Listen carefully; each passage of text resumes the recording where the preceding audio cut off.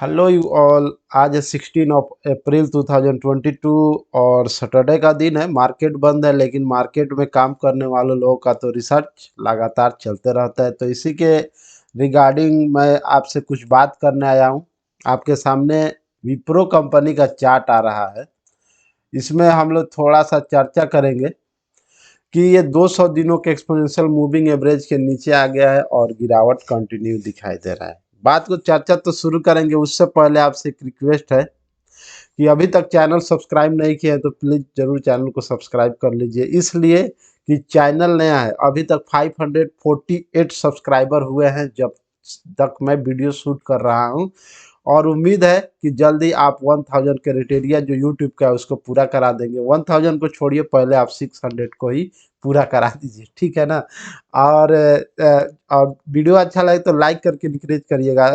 Genuinely बात यह है कि नए जो यूट्यूबर हैं उन लोग को अपने सब्सक्राइबरों की संख्या बढ़ते हुए देख के और वीडियो के लाइक को देख के बहुत मोटिवेट मिलता है। तो ज़रूर थोड़ा सा आप कोशिश करिएगा। अगर नहीं सब्सक्राइब किए हैं तो सब्सक्राइब करके मोटिवेट करिए, वीडियो को लाइक करके मोटिवेट करिए। वीडियो को सीधे मैं आपके साथ स्टार्ट करूंगा, ज़्यादा टाइम आपको ले लिया मैं।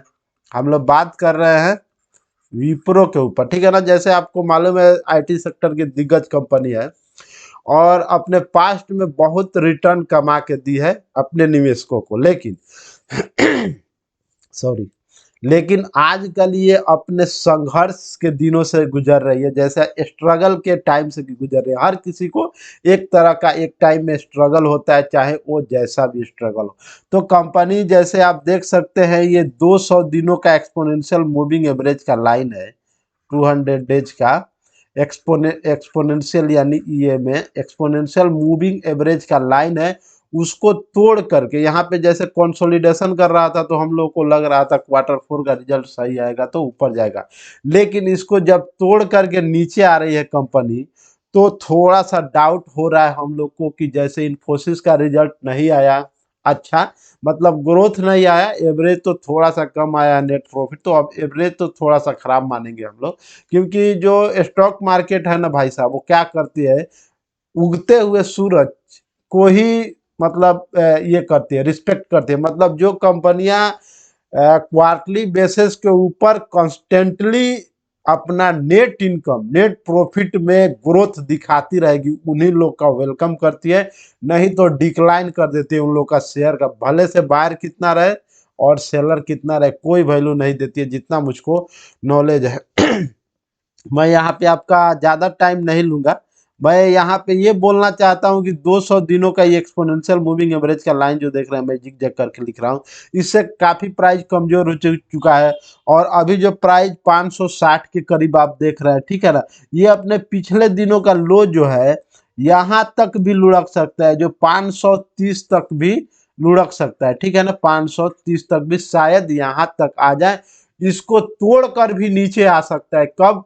जबकि रिजल्ट एक तरह से एवरेज से कम हो, लेकिन एवरेज से भी खराब हो, तब ऐसा भी सिचुएशन हम लोग को देखने के लिए मेंटली प्रिपेयर्ड रहना चाहिए। लेकिन मैं जहां तक आपको जेन्युइनली बताऊं अपने दिल की बात, तो मुझको लगता है कि इसमें 530 का रेंज एक तरह से सपोर्ट का लेवल बन सकता है। शब्दों पर ध्यान दीजिएगा, बन सकता है, कोई गारंटी की बात नहीं है। जहां तक मुझको लगता है, अगर आप लॉन्ग टर्म इसमें निवेशक हैं तो आपको डरना नहीं चाहिए। अगर आप लॉन्ग टर्म निवेशक हैं तो देखिए, रिटेल निवेशकों का प्रॉब्लम यही है, होता क्या, उन लोग को जल्दी जल्दी पैसा चाहिए। और जो लोग बड़े हैं, जो लोग इंटेलिजेंट इन्वेस्टर है, उन लोग का पैसा का कमी नहीं है, तो जितना गिरे गिर, तू क्वालिटी स्टॉक है ना, तो मैं तुमको पैसा देता रहूंगा, जितना भी गिर मैं एक्यूमुलेट करता रहूंगा। वो रणनीति वो लोग अपनाते हैं और 2 साल 3 साल तक किसी भी स्टॉक को होल्ड करते हैं।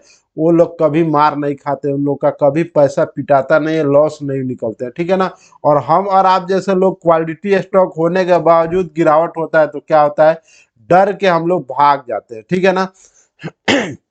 बस अंतर इतना ही है बड़े निवेशकों में और हम जैसे, आप जैसे छोटे निवेशकों। तो मुझको ये मैं बोलना चाहता हूँ, अगर आप इसमें बने हुए हैं, 2-3% का लॉस हो रहा है, अगर आप कम से कम 3 साल के लिए निवेश किए हैं, तो मुझको लगता है कंपनी का जो प्रमोटर शेयर होल्डिंग प्रमोटिंग का जो सिस्टम है उस पे या फिर कंपनी का ग्रोथ पे कोई आपको ज़्यादा डाउट नहीं करना चाहिए मुझको, जहां तक लगता है। मैं इसमें बात ज़्यादा कर लिया क्योंकि मुझे और भी कंपनियों के ऊपर बात करना है। इसका RSI का नंबर 34 है। अगर ये ओवर सोल्ड में आ गया, ठीक है ना, तो जल्दी बाउंस बैक करने का कोशिश करेगा मुझको जहां तक लगता है। MACD और सिग्नल लाइन पहले से बेयरिश में चल रहा है जैसे आप देख रहे हैं, तो जल्दी मुझको लगता है इसमें रिवर्सल होना चाहिए, चाहे रिजल्ट जैसा भी आए। रिजल्ट तो यहाँ पे मैं आपको ये दिखाता हूँ, उसके बाद आपको तय लगेगा कि क्या रिजल्ट आने वाला है। ये देखिए विप्रो का जो ये है 5 डेज का पिछला जो ट्रेडिंग डे उसमें कितना क्वांटिटी उठाया गया। देखिए बहुत ज़्यादा क्वांटिटी डिलीवरी में कभी नहीं उठाया गया। परसेंटेज हम लोग देख लेते हैं सिर्फ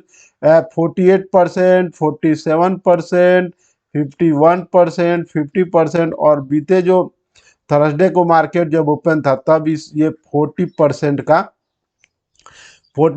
का ही एक तरह से ग्रोथ दिखाई दिया है, ठीक है ना। सॉरी, इसमें डिलीवरी उठाते हुए दिखाई दिया। तो डिलीवरी का परसेंटेज को देख के जिस तरह से मार्केट में गिरावट है, लगता है कि बड़े लोग समझ गए हैं कि जब इन्फोसिस का रिजल्ट सही नहीं आया है तो हो सकता है इसका भी रिजल्ट सही नहीं आया। मुझको भी ऐसा थोड़ा सा लग रहा है, तो ऐसा भी हो सकता है और इसके लिए भी मेंटली प्रिपेयर्ड आपको रहना चाहिए। उसके बाद मैं दूसरी कंपनी के ऊपर आपको लेके आया हूँ जिसको मैं लिख देता हूँ। हम लोग बात कर रहे हैं ये बिरला सॉफ्ट है, ठीक है ना। बिरला सॉफ्ट का चार्ट है, ये देखिए एक बार हाई बनाने के बाद मैं आपको बताना चाहूंगा, सॉरी, ये हाई जब बना के आया था 590 के करीब में, जब ये रेंज में हाई बना के आया, ठीक है, वहां से लगातार लुढ़क रहा है। और ये देखिए 200 दिनों के एक्सपोनेंशियल मूविंग एवरेज को तोड़ के नीचे आया था, लेकिन बढ़िया बाउंस बैक किया और पिछले दिनों ये हाई बना के आया था।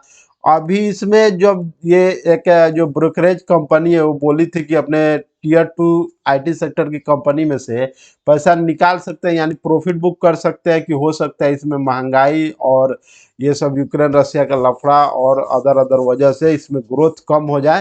तो ये सब न्यूज की वजह से इसमें काफ़ी ज़्यादा गिरावट हुआ, लगभग 10 या 9% का गिरावट हुआ 200 दिनों के एक्सपोनेंशियल मूविंग एवरेज से पास से। फिर इसमें बाइंग लौटा और ये ऊपर चला गया, ठीक है ना। फिर लेकिन पिछले दिनों भी इसमें गिरावट हुआ है। तो कहने का मतलब ये है कि जब IT सेक्टर में दिग्गज कंपनियों का जैसे इन्फोसिस है, TCS का तो ठीक ठाक रिजल्ट आया है तो उसका कोई खास बात नहीं है बिगड़ने वाला। लेकिन जिस तरह से इन्फोसिस का रिजल्ट आया है, ग्रोथ नहीं दिखाया, उस तरह से बाकी जो IT सेक्टर की कंपनियां उसमें क्या हो रहा है, एक तरह से पैनिक छाने लगा है। पैनिक छाना संभव ये भी है, स्वाभाविक भी है। इसलिए स्वाभाविक है, अगर बड़ी कंपनी नहीं कमा पा रही तो हो सकता है इस सेक्टर की भी कंपनी नहीं कमाते, जो अक्सर ऐसा होता भी है, इसमें कोई डाउट की बात नहीं। मैं इसका RSI का नंबर दिखा देता हूँ आपको, 45 है, ठीक है ना। MACD सिग्नल लाइन की बात करें तो बेयरिश क्रॉस ओवर होने की तैयारी में। तो ये बेयरिश क्रॉस ओवर होगा तो मुझको लगता है ये 200 दिनों के एक्सपोनेंशियल मूविंग एवरेज है जो 428 के पास आ रहा है, तो हो सकता है यहाँ तक लुढ़क जाए या अपने पिछले दिनों का लो ये 380 के करीब तक चला है, ऐसा भी हो सकता है, ठीक है ना। ये 380 के करीब भी चला है, ऐसा भी हो सकता है। तो आप लोग मेंटली प्रिपेयर्ड रहिए, जो लोग इसमें निवेश किए हैं। तो मुझको लगता है कि अगर आप 3 साल 2 साल के लिए निवेश किए हैं तो और आपके पास पैसा है तो एक्यूमुलेट कर सकते हैं। देखिए किसी भी कंपनी का अगर क्वार्टरली रिजल्ट खराब नहीं आए तो आपको रिजनेबल प्राइस पर, यानी डाउन में आपको इसमें माल उठाने का मौका नहीं मिलेगा जितना मुझको लगता है। तो मुझको लगता है कुछ लोग के लिए ये बुरी खबर हो सकती है जब इसका रिजल्ट आए, और कुछ लोगों के लिए ये अच्छी खबर भी हो सकती है कि और एक्यूमुलेट कर ले जो लोग लॉन्ग टर्म निवेशक है। तो मैं यहाँ पे इसको बात को खत्म करूंगा और दिखाना चाहूंगा आपके सामने इसमें कितना डिलीवरी उठाया जा रहा है डेली बेसिस के ऊपर। तो हम लोग बात कर रहे हैं बिरला सॉफ्ट का, ठीक है ना। इसमें डेली बेसिस के ऊपर डिलीवरी बहुत कम उठाई दे रहा है, 31%, 28%, 30%, 18%, बहुत कम डिलीवरी इसको मैं मानूंगा, एवरेज से भी कम मानूंगा। तो हो सकता है जहां तक मुझको लगता है ये डिलीवरी का परसेंटेज जिस तरह से कम उठाया जा रहा है कि इसमें गिरावट और हावी हो, इसमें मुझको थोड़ा सा कोई शक नहीं लगता है कि अपने पिछले दिनों का लो जो 500 सॉरी 380-90 के करीब तक भी लुढ़क सकता है मुझको जहां तक लगता है, क्योंकि ये बेयरिश क्रॉसओवर होने की तैयारी में है और ये 45 का आरएसआई है और ये देख सकते हैं 200 दिनों के एक्सपोनेंशियल मूविंग एवरेज के ऊपर ही अभी जो बिरला सॉफ्ट का चार्ट दिखाई दे रहा है। तो हो सकता है मेंटली प्रिपेयर्ड रहिए, निचले स्तर पर आपको मिले मौका तो मुझको लगता है कि आप एक एक दो दो क्वांटिटी उठा सकते हैं। बढ़िया कंपनी है, लॉन्ग टर्म में आपको इसमें लॉस नहीं होगा। इसमें हमारा बात यहाँ खत्म होता है बिरला सॉफ्ट के ऊपर। उसके बाद मैं आपको लेके चलूंगा सोनाटा सॉफ्टवेयर के ऊपर, ठीक है ना। ये हाई जब बनाया था, मैं आपको बता दूं, उसे हाई का रेंज 1020 से 30 के करीब है, ठीक है ना। 1000 मैं 25 लिख रहा हूँ, रेंज लिख रहा हूँ, ठीक है ना। हम लोग बात कर रहे हैं ये सोनाटा सॉफ्टवेयर के बारे में, ठीक है ना। सोनाटा सॉफ्टवेयर के बारे में हम लोग बात कर रहे हैं। इसमें थोड़ा सा सिचुएशन मुझको अच्छा दिखाई दे रहा है। अच्छा इसलिए दिखाई दे रहा है कि मैं आपके सामने अभी इसका ये प्रेजेंट करना चाहूँगा कितना डिलीवरी उठाया जा रहा है डेली बेसिस के ऊपर। लेकिन अभी जेन्युइनली बात करें तो सारे एक्सपोनेंशियल मूविंग एवरेज को काट करके यानी भेद करके ऊपर निकला है, और ऊपर निकलने के बाद वहाँ बिकवाली का दबाव दिखाई दे रहा है। लेकिन ये आईटी सेक्टर में बैड न्यूज होने के बावजूद इसमें थोड़ा सा सस्टेनेबल सिचुएशन मुझको दिखाई दे रहा है। सस्टेनेबल सिचुएशन इसलिए मैं बोल रहा हूँ क्योंकि इसमें गिरावट रिलेटिवली कम ही हुआ है। जो बाकी कंपनियों के देखे तो 200 दिनों के एक्सपोनेंशियल मूविंग एवरेज के पास दिखाई दे रहे हैं। लेकिन ये बढ़िया कंसोलिडेशन किया, मुझको लगता है इसमें गिरावट भी होगा तो ज़्यादा गिरावट के चांस कम है। हो सकता है इसका रिजल्ट भी सही आ जाए। जहां तक मुझको लगता है इसका आरएसआई का नंबर आपको मैं दिखाना चाहूंगा, 58 है, बढ़िया आरएसआई का नंबर है। एमएससीडी और सिग्नल लाइन तो बुलिश क्रॉस ओवर में चल रहे हैं, बढ़िया बात है। या इसका मैं आपको दिखाना चाहूंगा कितना डेली बेसिस के ऊपर इसमें माल उठाया गया, वो आपको दिखा देता हूँ। पिछले दिनों हम लोग सोनाटा सॉफ्टवेयर के बारे में बात कर रहे हैं। यहाँ पे आप देख सकते हैं 69%, 49%, 45%, 80% और पिछले दिनों 53%। तो इसमें लगभग मुझको लगता है कि बढ़िया सिचुएशन दिखाई दे रहा है कि इसको मैं ये देख रहा हूँ। अगर डिलीवरी का परसेंटेज देख रहा हूँ तो मुझको लगता है कि रिलेटिवली इसका ये भी बढ़िया आ सकता है। क्या इसका रिजल्ट भी बढ़िया आ सकता है, और तेजी नहीं बरकरार रही तो गिरावट मिनिमम होने की चांस मुझे इस कंपनी में है। लेकिन मैं आपको बोलना चाहूंगा अगर आप इसमें बाइंग करके बैठे तो बैठिए। अगर आप 2 साल 3 साल के लिए निवेश कर रहे हैं तो आपको लॉस नहीं होगा।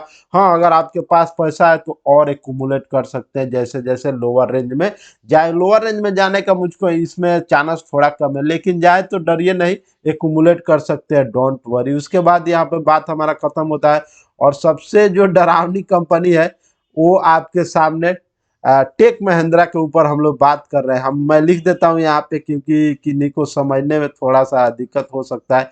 हम लोग टेक महिंद्रा के ऊपर बात कर रहे हैं।